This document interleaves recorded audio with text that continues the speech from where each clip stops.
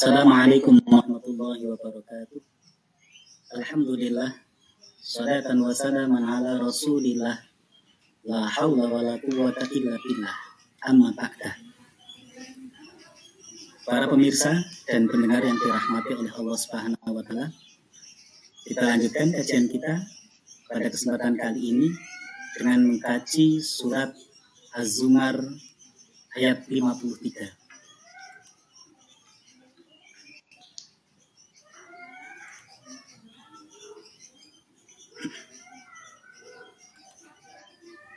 Kita baca terlebih dahulu suratnya, ayat 53, Quran surat Az-Zumar ayat 53. A'udzu billahi minasy syaithanir rajim. Bismillahirrahmanirrahim. Qul ya ibadiyalladzina asrafu ala أنفسهم لا تقنطوا من رحمة الله إن الله يغفر الذنوب جميعا إنه هو الغفور الرحيم صدق الله العظيم. Quran surat Az-Zumar ayat 53. Para pemirsa yang dirahmati oleh Allah Subhanahu wa Ta'ala, dalam surat Az-Zumar ini khitabnya ditujukan kepada para hambanya. Qul ya ibadi, katakanlah wahai Muhammad, ya ibadi, wahai hamba-hambaku. Nah, hamba-hambaku ini siapa? Mudah-mudahan termasuk kita-kita ini. Termasuk kita-kita ini. Allah, yang mudah-mudahan juga disukai oleh Allah Subhanahu wa Ta'ala. Kemudian selanjutnya, setelah memanggil hamba-hambanya, perintah selanjutnya, alladzina asrafu, orang-orang yang melampaui batas. Kadang-kadang kita seringkali melampaui batas. Diharuskan mencari ilmu, ternyata malas mencari ilmu. Padahal mencari ilmu ini sangat disukai oleh Allah. Bahkan para malaikatnya itu mendoakan kepada hamba-hambanya yang mencari ilmu. Bahkan hatal hut, jadi hewan-hewan yang ada di laut ini terhadap orang yang mencari ilmu sangat senang sekali membacakan tasbih untuk mereka, para pencari ilmu ini.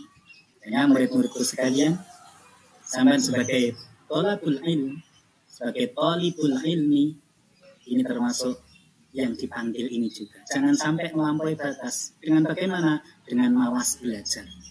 Orang mencari ilmu itu harus belajar, karena al-ilmu bita'allum. Ini kata orang Arab.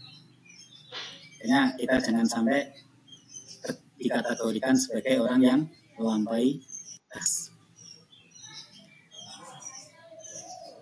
Selanjutnya, ketika sudah dipanggil oleh Allah, ya ibadi alladzi asrafu, orang-orang yang melampaui batas tadi, jangan sampai orang-orang yang melampaui batas ketika kita malas belajar itu berputus asa dari rahmat Allah. Maka harus kembali punya semangat jiwa belajar atau semangat belajar yang tinggi lagi. Walaupun sekarang ini di tengah-tengah pandemi virus COVID-19, jangan sampai ini menjadikan kita malas untuk belajar. Karena sekali lagi, belajar ini adalah hal yang sangat disukai oleh Allah Subhanahu wa Ta'ala. Karena kita dengan mengerti, dengan belajar kita menjadi mengerti, dengan mengerti kita menjadi orang yang alim. Dan orang alim ini juga disukai oleh Allah Subhanahu wa Ta'ala. Apalagi orang alim yang mau mengamalkan ilmunya, yang mengamalkan ilmunya dengan ikhlas, menjalankan ilmunya dengan ikhlas. Ini yang sangat disukai oleh Allah. Karena ketika kita kondisi malas, ketika kita tidak mau belajar, suruh belajar sulit, kita jangan berputus asa kepada Allah. Mari kita berdoa, bersama-sama berdoa kepada Allah supaya saya diberikan kemudahan sehingga kita punya semangat untuk belajar belajar dan belajar. Mumpung masih ada kesempatan. Karena batasan belajar itu adalah maut. Ketika kita sudah mati, maka belajar sudah berhenti. Karena sepanjang kita masih diberi kehidupan, jangan lupa belajar. Karena sekali lagi dengan mengerti kita akan memahami hukum-hukum Allah. Dengan memahami hukum-hukum Allah, kita akan melaksanakan apa yang dikehendaki oleh Allah. Sehingga kita menjadi hamba-hambanya Allah yang solih dan solihat. Karena sekali lagi jangan kita ini berputus asa dari rahmat Allah Subhanahu wa ta'ala.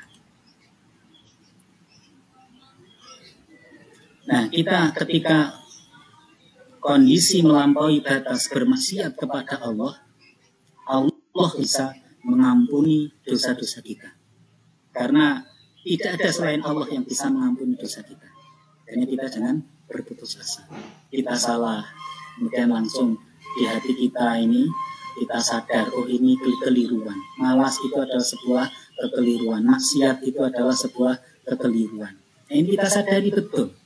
Sehingga kita langsung membaca istighfar. Setelah membaca istighfar, kita menjauhi maksiat kepada Allah tadi. Kalau pelajar berarti yang dari malas menjadi rajin. Karena Allah yang maha segalanya, termasuk yang mampu dan bisa menghapus, mengampuni dosa-dosa kita. Kenapa demikian? Karena Allah adalah maha pengampun lagi maha penyayang. Innahu wal ghafurur rahim. Banyak pengampunnya dan banyak kasih sayangnya.